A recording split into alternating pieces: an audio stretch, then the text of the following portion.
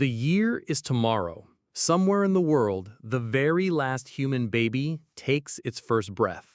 And then, nothing. No new children, no new generations, just silence. Humanity's clock is ticking, not in centuries, but in decades. The question is, what happens next?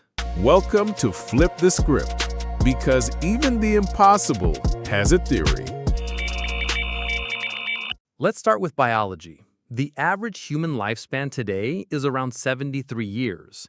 That means if no child is ever born again, humanity has less than a century before the last person alive closes their eyes.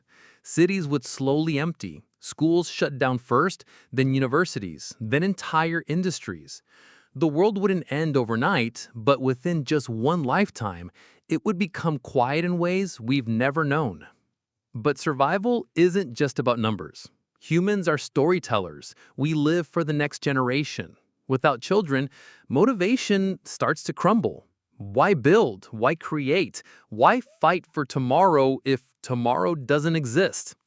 Depression rates would skyrocket. Government would scramble for answers. Religions would call it prophecy. And humanity's greatest challenge would not be technology, but keeping hope alive. Of course, science wouldn't go quietly. Researchers would pour billions into cloning, artificial wombs, genetic engineering, and cryogenic preservation. Could we restart birth without natural reproduction? Maybe, but if biology failed, humanity would look toward its next possibility, becoming something beyond human. Imagine this. Instead of children, the future of humanity becomes digital. Brain scanned, memories uploaded, consciousness simulated. Could we preserve ourselves inside machines? Could the next generation be made of data, not DNA? This isn't pure science fiction. AI and brain-machine interfaces are already moving in this direction. But then comes the harder question. If your mind isn't a computer, are you still human?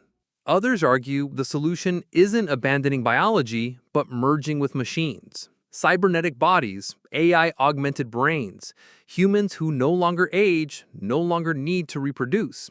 In this version, the last natural human might die within a century, but a new species, part flesh, part machine, could rise and call itself humanity's heir.